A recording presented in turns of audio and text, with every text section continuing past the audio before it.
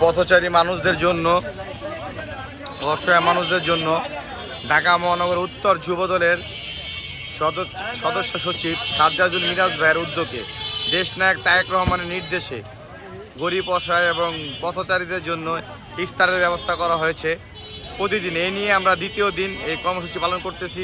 ইনশাল্লাহ আমরা এই রোজার 30 রোজা পর্যন্তই এই কর্মসূচি পালন করতে পারি। সবাই দোয়া করবেন আমাদের জন্য।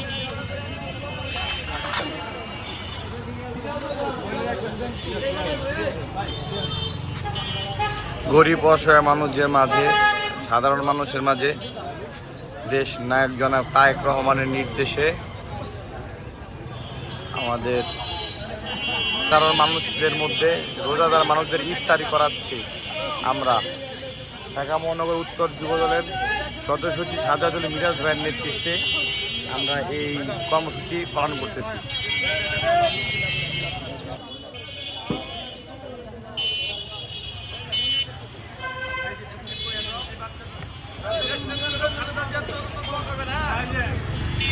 হ্যাঁ ভাই, হ্যালো হ্যালো হ্যালো,